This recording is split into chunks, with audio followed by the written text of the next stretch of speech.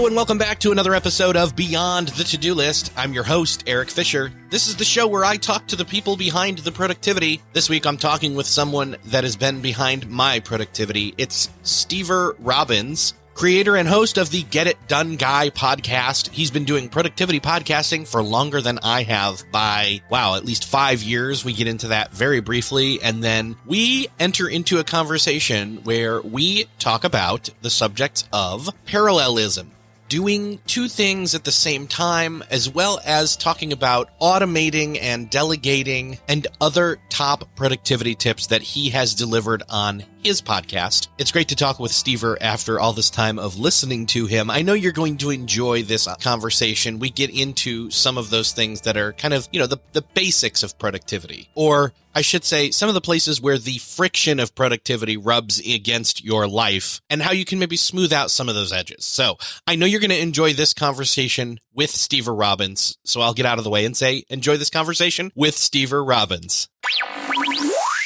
Well, this week it is my privilege to welcome to the show Stever Robbins, the Get It Done guy. Welcome to the show, Stever. Oh, thank you very much. I'm pleased to be here. You've been doing this so much longer than I have. And in the world of podcasting, air quotes, like a year is more like a decade almost. It kind of feels like, right? Like you've been doing your show, Get It Done Guy. You said since what, 2007? Since 2007, yes. Oh, gosh. Yeah. So I've been listening to podcasts since 2005 when I was sitting in my data entry day job, and iTunes on the Dell Windows machine that was sitting there said, I have an update. And I said, okay, cool. It's a bathroom and coffee break time. So I hit update and went and did those things and came back. And then I look on the sidebar, and instead of music there to play, I also saw this little thing called podcasts, and I clicked in and I started listening. And so pretty soon after that, I was diving into everything, but your show was one of the ones that I was listening to you've been doing it way longer than me. I started this in 2012. So you've got like 5 years on me. And I think you're doing more than like one a week, if I'm not mistaken, or at least you were at one point. Well, I generally do one a week. Sometimes I do extra episodes, and something that I wanted to start doing, but we haven't really arranged yet, is I want to start doing episodes that would be between the regular episodes. So I would be doing 2 a week or maybe 6 a month, something like that, which are more interview episodes. My existing podcast is 5 to 7 minutes apiece, very actionable tips, very tactical for the most part, and humorous and presented from my point of view and from my experience and things that I know about. And what I want to do is start adding a few more, these would be almost like a separate podcast interleaved between, which would be more interviews and interviews with other people who were in this space. My topic is business and is productivity. It's work less and do more. The title is the Get It Done Guys, Quick and Dirty Tips to Work Less and Do More. But my whole emphasis is how do you get the results you want with as little work as possible? And sometimes what that means is the kinds of things I talk about on the episode, which is how to optimize your personal workflow, what kind of habits you can develop, stuff like that. But sometimes it's larger things. Because if you work in an organization, getting stuff done depends on other people, and it depends upon how the other people are organized and arranged and the processes between people. And I don't actually use words like process in the podcast itself because that sounds way too consultanty. But there are higher level things, excuse me, which are things I could interview people for. So I'd like to start doing some extra ones, but at the moment I haven't really put together a proposal and pitched it yet. So you're hearing it here first. Wow. Very cool. So here's the thing. I know that on my part, though, I've had this kind of, to be able to do like a 5 to 7 minute, just quick, very actionable, for lack of a better word, monologue instead of a conversation that's highly practical is something I've had a little bit of, an envy of your episodic structure. I want to encourage you. Like, I think you would do really well with doing what you're wanting to do because there's something exciting about having the conversation. Stuff comes up that you weren't necessarily even planning on talking about, like this. I wasn't planning on talking about this with you, but I'll take the opportunity for sure. Well, the grass is always greener, which is why I want to be able to do both kinds of podcasts. I want to be able to do some that are interviews and some that are my own stuff, because while, I freely admit that I am just the most prolific and amazing, incredible productivity content generator on my entire block. there are actually other people who have things to say that I haven't thought of. And so after 551 episodes, I'm like, please save me, help. It actually gets hard after 500 and some odd episodes, to come up with, okay, what's a new topic that I haven't done before? Of course, realistically, I could just start repeating topics and no one would be able to tell because they would have to listen to 500 episodes to know. But sure. Well, the other thing is that, and I've had to retread topics before because guests want to talk about it, but also there's something still to be mined there. Like having, for example, I think we're going to talk about multitasking, sort of, but not really. And that's something that I've talked about with at least a handful of other people, but you've got something to say about this that none of them have said. And that's what makes it exciting and interesting. Got it. So, okay, I was about to say, yeah. So speaking of topics and original things, what is like the most awesome and amazing topic that I could address that your listeners would just go, wow. And I know your listeners are listening to me ask you this question. So listeners, I'm asking that to you too. The difference being that you can't actually tell me because it's pre-recorded from your point of view. Yes. So talk into your phone and tell us now what you would like. This is not an interactive podcast. Never mind. Parallelism. I was not aware of this term, or at least that it meant this. When I was going through some of the stuff that I knew you were able to talk about with me, this is something that came up, and it was just basically this idea of this is a way to get away with or have the excuse of, quote, multitasking, though we know that that's bad, but actually getting it to work for you. And I hope I've enticed the listener by doing that, by saying it that way, because truthfully, you can't multitask, or you either can't do it or it degrades the amount of work or the quality of work across the board about what you're doing. But you've got a way around that with parallelism. Yes. So I guess people presumably know, but for anyone who's listening who doesn't know, multitasking turns your brain into something that resembles oatmeal but is not nearly as nutritious. And that's multitasking defined as split attention. That's when you're trying to follow two different things at once. So you're browsing the web on your phone and attempting to have a conversation, and there's some part of your brain that is hopelessly naive that actually believes the person you're talking to can't tell you're on your phone. There's another part of your brain that is trying to dodge the fact that they are attempting to hit you over the head to get your attention. And then there's the third part of your brain that's pretending to be there with the other people. And our brains are simply not made to do that. So when you try to do multitasking in that sense, where you're doing multiple things at once, or you have two documents open, which are separate, and they're not related to the same thing, you're simply not going to be able to do that. And interestingly, one of the first things to go is your ability to assess how productive you are. So not only are you not going to be able to multitask in those moments or not be able to produce good results, you're not going to be able to assess correctly whether or not you're producing good results. I've always thought that was just like the universe's joke on us. Yeah, because in your heads right there, it's this obvious math of I'm not just doing one thing, I'm doing two things. So I've doubled my output. Right. Which you haven't. I mean, you think about it. You really can't. Okay. I guess if your brain could split in two and you could do two tasks literally at the same time, then you would be doubling your output. But what actually happens is you switch back and forth between the tasks unless one of the tasks is completely brainless. Like if you are washing the dishes and carrying on a conversation, the washing the dishes is probably brainless enough. I mean, think of this in terms of your brain. Basically, if you have to activate the same parts of your brain for both tasks, you're going to instead fry your brain instead of actually doing a good job. But so this is a technique that I found. I call it speed dating your tasks. And I have to give credit where credit's due. I was first exposed to it by a man named Mark Forster, who wrote this fabulous book called Get Everything Done and Still Have Time to Play that I read like 12 years ago. And it's super simple. And this, interestingly enough, works. And I have theories as to why, but I don't know that there's any, I haven't seen studies about it. In fact, even with the multitasking, I don't think they have theories as to why it doesn't work. We know that it turns your brain to mush. We're not completely sure what the mechanism is for turning your brain to mush. But with speed dating, what you do is you make a list of 5 things. And I find 5 seems to be the optimal number. If you do too many, you lose the momentum and you do start to suffer from the time it takes to switch between tasks. And if you choose too few, then you don't have like the right level of brain excitation. So choose 5 tasks, write them on a piece of paper, you can't see because this is audio only. Well, if you could see, you would see that I'm holding up an egg timer with, that I can set, and I can go, that's me counting up to 5 minutes. Set the timer for 5 minutes, press go, start working on the first task, and just do nothing except work on the first task. The instant the timer goes off, immediately switch to the second task. And this is what's so interesting, is do not reach a breaking point. Do not reach a feeling of conclusion on that, because what you want to do is leave the sense of incompletion. I forget the name of it. There's actually a scientific name for your brain needs closure on things. And you are specifically not closing that technique. You're not closing that task. Then go to this task number 2, work on that for 5 minutes, 3, 4, 5, then take a 5-minute break. So that's 30 minutes. Now do it a second time.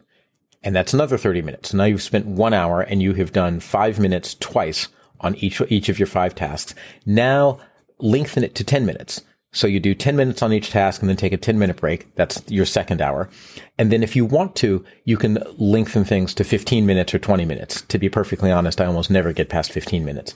What happens with this and why this seems to work, as far as I can tell, and again, I'm giving you my subjective impression of why I believe it works, is you're not doing the tasks at the same time. You're doing them sequentially, but you're limiting the number of tasks that you're doing. And your brain can pull all of the information you need close to consciousness. So as you do each task, you can switch back and forth rapidly between them, which you normally can't switch back and forth rapidly between tasks. But the reason you can in this context is you're only doing these 5 tasks. You're repeating these 5 tasks. So your brain keeps just that cluster of information readily accessible to you. Interestingly enough, there's a lot of other things that it does that aren't obvious. So a lot of times, if you have 5 things you need to get done and you're working on one, there's some part of your brain going, oh man, I'm working on my expense report, but I know I also am going to have to get to working on my resume later today. And then when you're working on your resume, you're thinking, oh man, I know I'm working on my resume, but there's still those few expense reports to get finished. But when you're doing speed dating, what happens is your brain knows you're going to get to the other task and you're going to get there soon, just 5 minutes. The other thing is, a lot of times the reason we procrastinate things is we think that they will take forever or that they will just be unpleasant and go on and on and on. But if it's just 5 minutes, you're just going to have to work on the unpleasant thing for 5 minutes.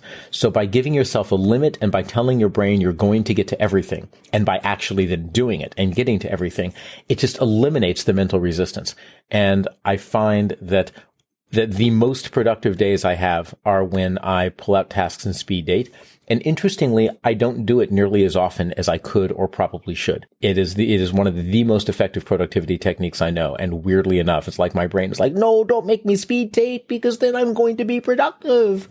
But brains are very strange things. What's the longest session that you've ever done of this speed dating? Probably 3 hours, maybe 4 hours. I've never been able to do it for one complete day. I can't go. If you try it, you will discover you really get a lot of momentum and you end up totally gearing up your brain power. And after about 4 hours, smoke starts to come out of my ears. My screen melts. My keyboard begins to malfunction. And I know I have to drop back down to my normal pace. So speed dating is the most revved up way I know to do things. The second most revved up way I know to do things, and stop me if I'm just going off on too many tangents here, are do-it days. Are you familiar with those? Have you heard my episodes on do-it days? Okay, yes, but remind me because I've got to pull this back up into the front of my memory here.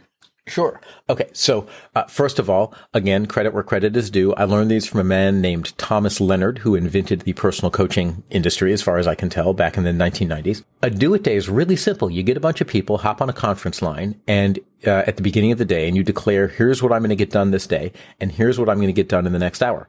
And then you hop off the line and you go do it. And then you hop on the line at the top of the next hour. You do a check-in saying, here's what I've done last hour. Here's what I plan to do next hour. You hop off the line. And then you come back an hour later.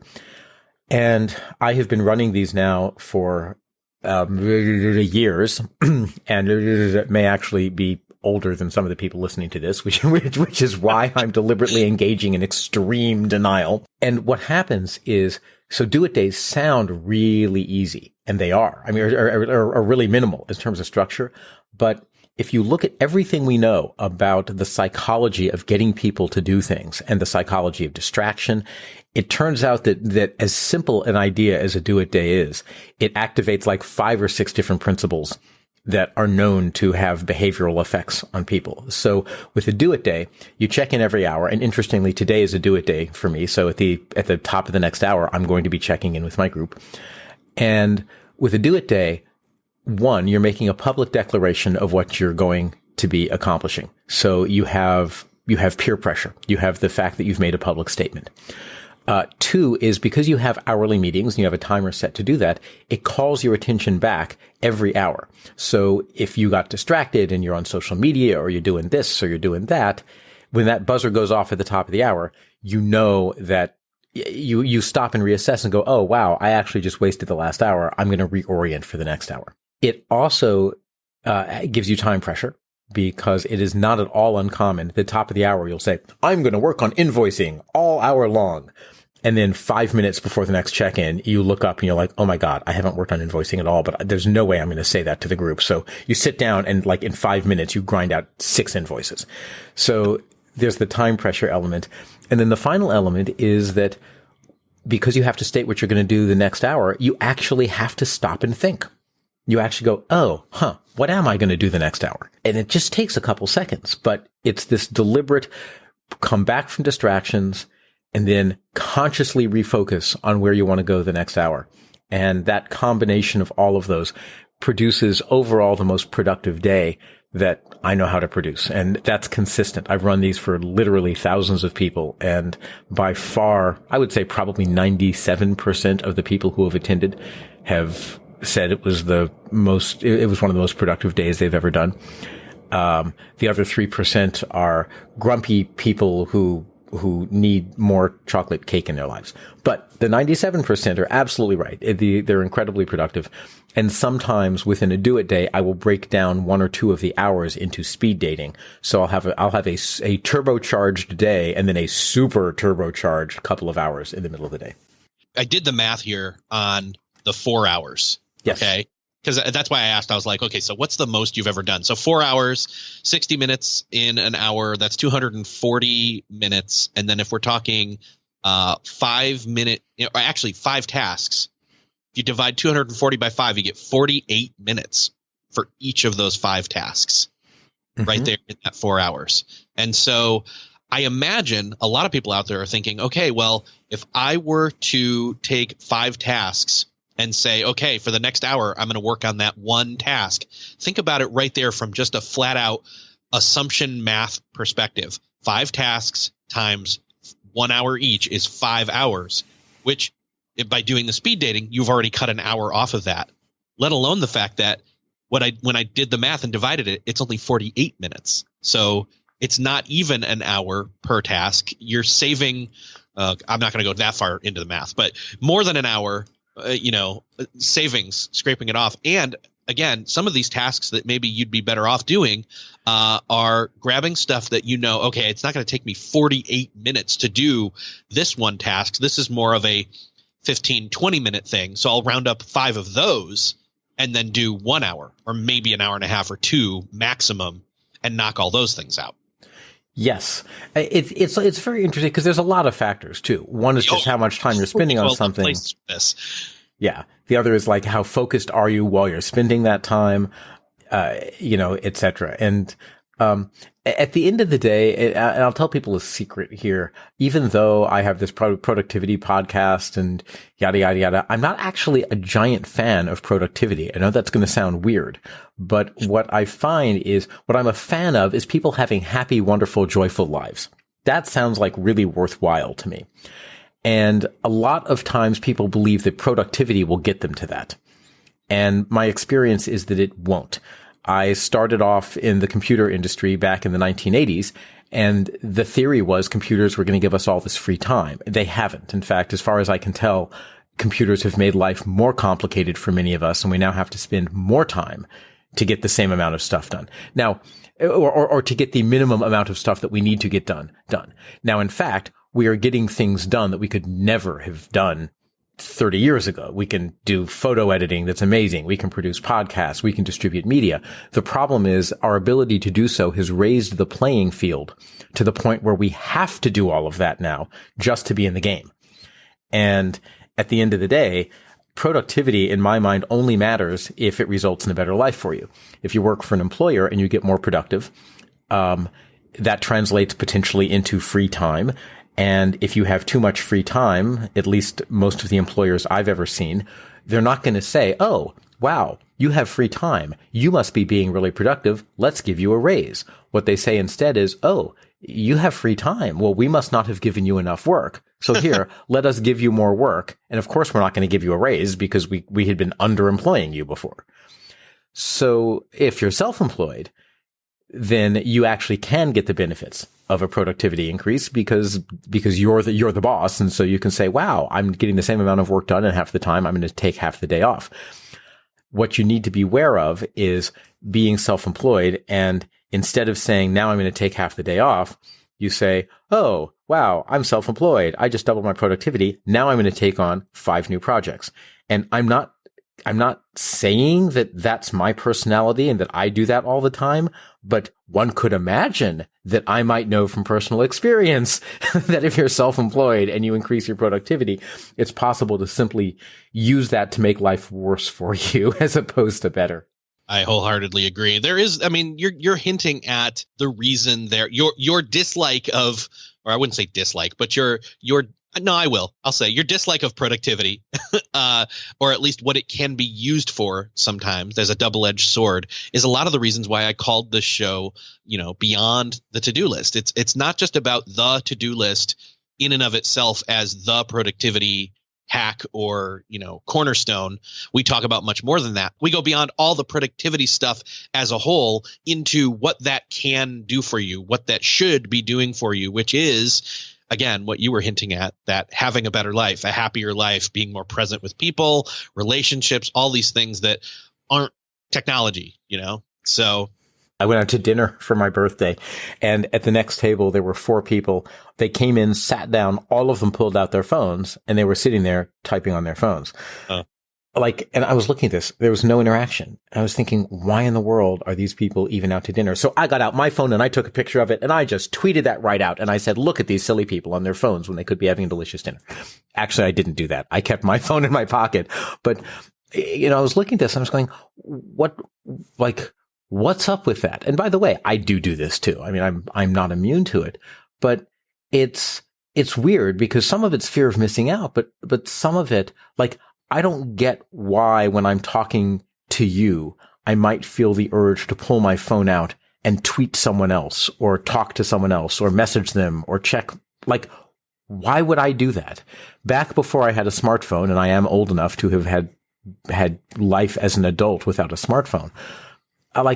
It wasn't like I would sit around with people and they would pause for a second and I would think, I wish I had some device that would enable me to connect to other people and read news articles while this stupid person is taking 3.5 seconds to collect their thoughts.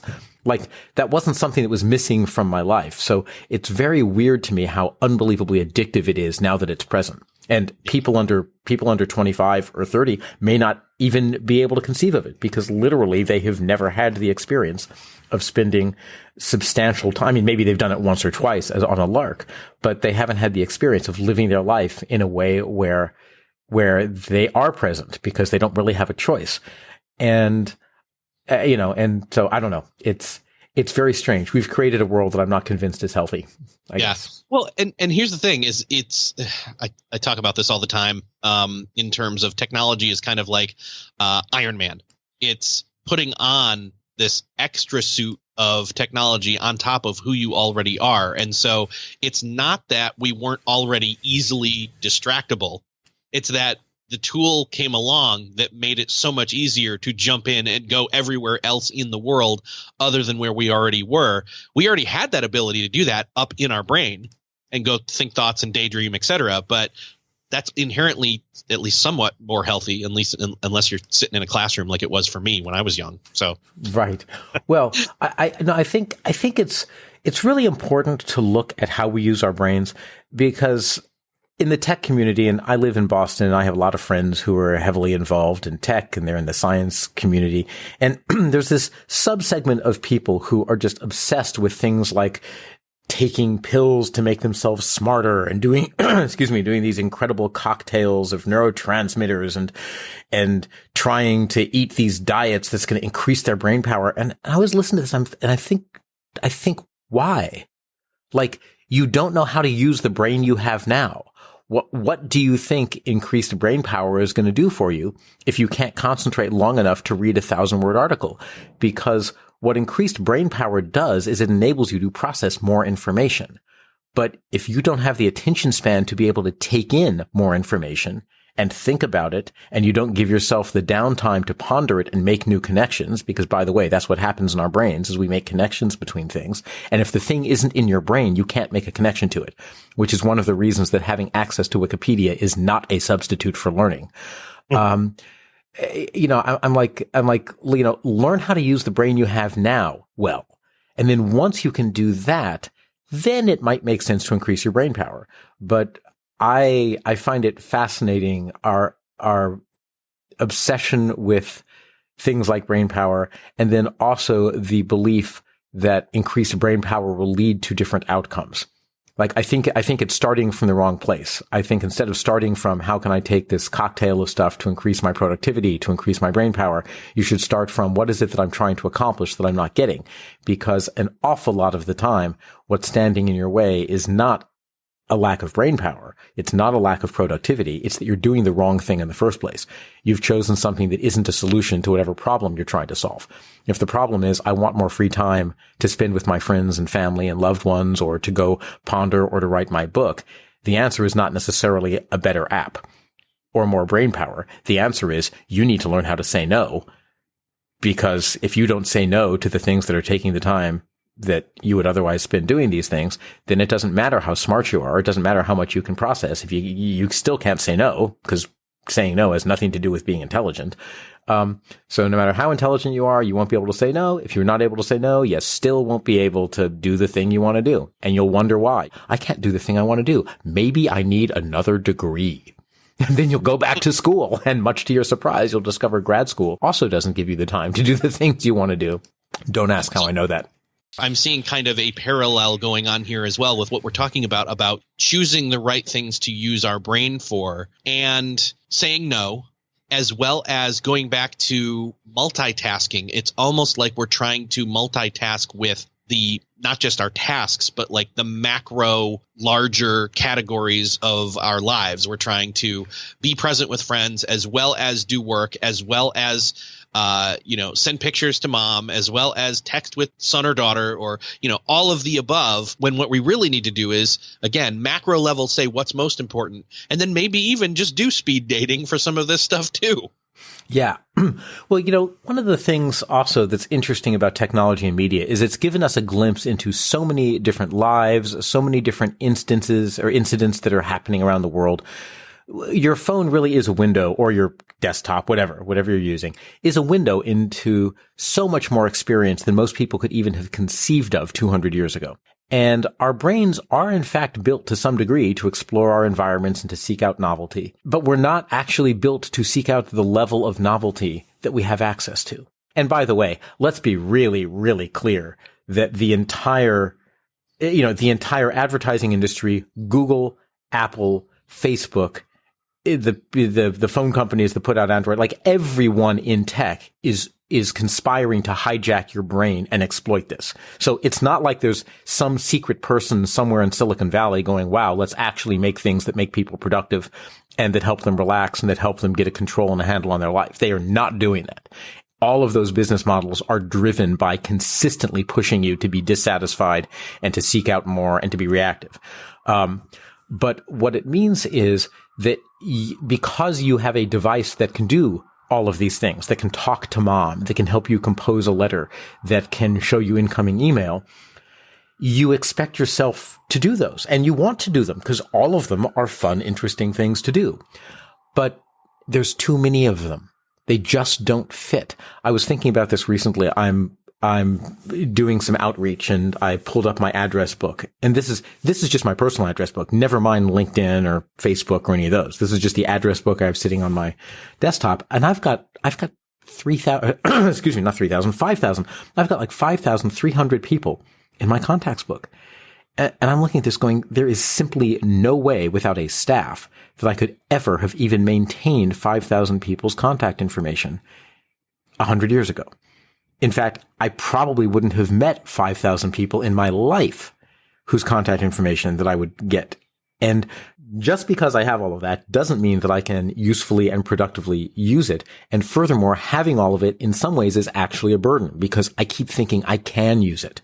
So because I'm thinking that, there's a degree to which I feel like I'm missing out of my own address book, right? It's like it's in 1 year, let's see, there's 365 days a year. So, 5,000 people divided by 365. If I wanted to try to touch base with every person in my address book once a year, I would have to touch base with 14 people a day, 365 days. That's not going to happen. And if it did happen, and God forbid someone wrote back, then I'd have to respond to that. But I'm busy typing messages to the other 4,999 people. I don't have time to do a full-on conversation with someone. Geez. The reality is we have limited time, we have limited attention, we have limited bandwidth. And I think one of the big skills about being an adult, which I wish our technology helped with, and again, it does exactly the opposite. It explicitly makes this harder. But I think one of the things about being an adult that one has to confront is life. You don't have time for everything. You don't have energy for everything. You don't have the bandwidth for everything. You need to be deliberate. You need to pick and choose which things you're going to give your attention to. In fact, actually, it's really funny that we got on this, although maybe it isn't because I'm sure I've made the connection unconsciously or something. My Get It Done Guy episode that's coming out, I think either it came out tonight or it's coming out next Tuesday. I don't remember which. But my Get It Done Guy episode is on the dangers of high quality content. Because there's so much talk about fake news and we used to talk about clickbait that it's easy to think, oh, if I'm just reading lots of really high quality, well-written stuff from credible sources, that's improving my life in some fashion. And I submit that it's not. Once upon a time, high quality, well-written content was relatively rare. So when you got it, it was better than nothing. But you now have access to more of that than you could read in a dozen lifetimes. So rather than just letting your brain bounce around from topic to topic, it's like TED. I think TED and TEDx are one of the worst things to happen to the human race because they have taken ideas worth spreading and ideas worth contemplating and thinking about and integrating into your life, and they've turned them into the equivalent of mental popcorn. Oh yeah, I watched 957 TED Talks last month. I'm like, really? Did you integrate any of them into your behavior? Did you think about them deeply enough to make any leaps that weren't actually just presented in the talk? Did they change the way you lived your life? And the answer to all those questions, of course, is no. In fact, I can even say, can you tell me which ones you watched? And they'll say, oh, I watched this really good one by this famous person. Right? I know you did. Can you tell me about any of the other ones? Well, I don't really remember. Okay. So what use was all of that great information? The answer was it was entertainment. And if you're going to be spending your time reading, for goodness sake, what you read is what goes in your brain, and that's what's going to bounce around and eventually produce original and interesting thoughts and things that's going to enrich your life. So if you're going to be filling your brain with high quality content, decide which content to fill it with in advance. Don't just follow whatever high quality content pops up in your sphere. I mean, if you're in the mood for something new and you want to have an algorithm give you that, and by the way, I have just a whole series of questions about whether or not that's a smart tactic for how to discover new things. But if you want to discover new things, sure, then and go look at your social media feed and see what just happens to pop up. But generally speaking, I would say, decide what are the things you want to learn. What are the new capabilities you want in your life? Where is your life not working and how do you want it working? So let's say, I want to spend more time with my loved ones. And so I need to figure out how to get my job done, by 5:00. Then to go and specifically look for things on productivity or on how to optimize your workflow or on how to say no to your boss. You won't work late, or on how to, whatever the thing is, that's the reason you can't say no, or that's the reason you're not getting out of work at 5. But if you don't actually spend enough time to be deliberate about it, then you're not going to seek out enough information to really learn how to do something. Because you, generally speaking, except for fairly trivial tips, my 5-minute tips, of course, are not trivial. They're all deep and profound. But one could argue that there are very few tips that one could get in 5 minutes or in a 300-word blog post that are actually going to transform your life. And you don't need 500 tips to transform your life. I am so thrilled that you have stuck with my podcast through 500 tips, but for goodness sake, if you want a tip that will transform your productivity, I'll give you 2 tips that will transform your productivity. Tip number 1, learn how to touch type if you don't know how to already. If you do know how to already, drill yourself until you can increase your typing speed by 10%. And since most of our jobs consist of tremendous amounts of typing, that will increase your overall productivity on everything you do that involves typing by 10%. And do the same for reading. If you don't read at least 1,500 words a minute, which I believe is the theoretical maximum if you subvocalize, and most people subvocalize, if you don't read at least that, drill yourself until you can read that, until you can look at a screen and scan your eye over the screen and know everything that's on the screen and know what it says and understand it. Because that's the other half of your job. Most people have a job that consists entirely of reading and writing, or of 95% reading and writing. So if you really want to get good at stuff, forget all the other tips. Just take speed reading courses and touch typing courses. I couldn't agree more. And I won't go into too much about what the subvocalization thing is, but I'll say that 1, look it up. It is worth your time to look up and see, because that was one of the things that I realized, even though I had a very fast reading speed, that was something that was actually slowing me down. And once I got rid of that, it jumped way up. And yeah, you're dead on, right? The reading and the writing. We've talked a bit about technology. We've talked a bit about intentionality in terms of choosing things. I want to actually bring up something that technology can be one of the benefits for, because we did talk about that earlier.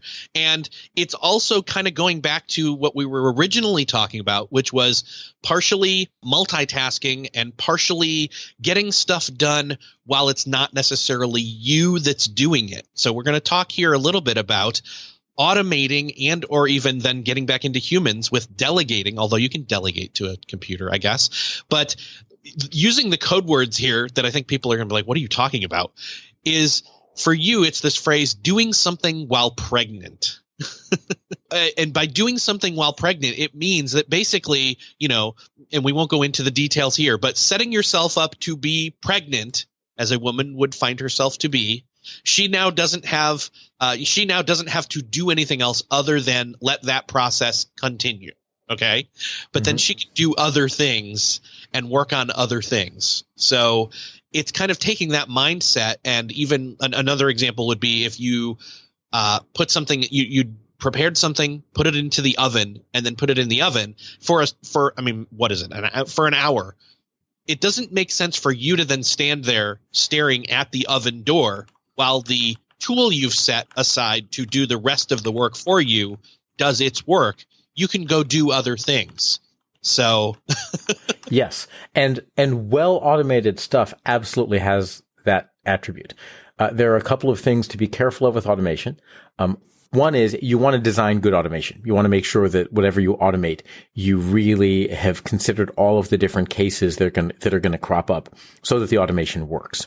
And there are some truly amazing tools out on the internet these days. There's one called If This Then That, IFTTT, where you can set it up to do things where if an email comes in to a Gmail account, it will automatically take that email and parse out fields from it and put it in a spreadsheet for you. Or it will activate some other program. I mean, it's truly cool. And then there's also one called Zapier, Zapier. And I use both of those to automate entire workflows.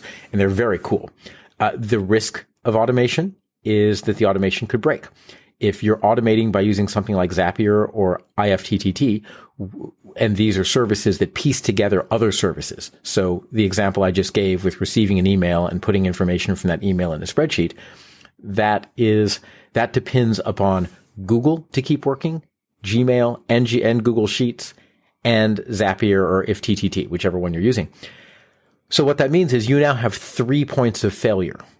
And if something goes wrong with one of those 3 things, then there's no one really you can call because there's no one in charge of all of that. So this gets to the next thing about automation, which is that you can definitely do it. You want to design it carefully, and you want to think through how are you going to recover if some part of it fails? Because there is just nothing as charming as making your entire business depend on some type of automation and then having that automation fail, and you have no way to fix it. Right? It's like if your invoicing system is all in the cloud and something goes wrong with your internet connection, or your invoice financial people get hacked and you don't have separate copies of those invoices, well, guess what? Your entire business could go under. I know someone that this happened to. So you want to be careful with automation, that you design the automation carefully, that you know who the different players are that your business or your life now depends on, and how you can call to get support if you think you may need support. You want to make sure that you do have a contingency plan in place. So if this now complicated automation breaks, you know how to quickly find what's broken and recover from it, or have backup systems. And when I say backup systems, I don't just mean computer backups. I also mean backup systems as in, oh, okay, great. Our invoicing system is down. I can just take your information by hand. And you actually have a backup paper system that you can put in place while you're fixing the automation. And keeping in mind that any automation that you're setting up, there's setup time involved, but the kind of the potential, the promise there is that setup time is going to pay off exponentially on the back end, with more getting done than it would have taken you personally to do it, or delegating it to somebody else, but also more time than it's worth more the time of that initial seed plant to then get the giant tree, in other words. Correct. And you have to be willing to make that trade-off. You have to know if you're going to automate something, there is a little bit of time at the beginning where you're not going to, where you're going to be spending time automating. And that's going to overload you, because for some period of time, you need to both be constructing the automation and also still processing everything by hand, because it's not automated yet. But that's fine. Like, understand that's a temporary thing. And once you're through that phase and you shift everything off onto the automation, or frankly, this is the same as delegating to an assistant or to a person. Once you've gotten through the ramp up time, then suddenly you're just like, don't have to think about or do this anymore. And, yes. That's such a wonderful place to be. That thing is now getting done, and I'm not doing it. I can do this other thing, or I can do nothing. Right. I remember when I finally, so I sell these things called Get It Done groups, which are accountability groups, and we do it days and speed dating and all those kinds of things to help people accomplish goals. And when I started, I was like, look, I don't know if I'm going to be doing these for long, so I'm just going to process all of the registrations by hand. I'm going to process all of the announcements by hand and send out all the emails by hand. Well, that very, very quickly became pretty onerous. And I still remember the day that I finally figured out how to set up all of the daily reminder emails and everything to go out automatically. And there was just this one week where I pulled the trigger and all of these were going out automatically. And I'm like, oh my gosh, I can relax now. Life is perfect. Everything is wonderful. And boy, automation, yay. Yes. So we've kind of come full circle to what we originally were talking about, and even with the speed dating, with the get it done days or do it days, I should say, although you can get it done that day too. I don't care, whatever. But I would love for people to be able to go and jump into more of your episodes, as well as find it easy to grab your books as well. So where's the best place for people to go and continue this conversation into all these different threads? Sure. You can find my podcast at itunes.com/getitdoneguy. You can find me at steverrobbins.com. That's STEVERROBBINS.com. And you can find Get It Done Groups at getitdonegroups.com. Awesome. Stever, I am just thrilled to finally have you as a guest, and you delivered lots of value. The speed dating thing, I think, is going to be a huge thing for me. So I'll have to let you know how that goes. And I'm going to ask the audience as well to kind of, come back around and say, have you tried it? What did you try it with? How'd it go?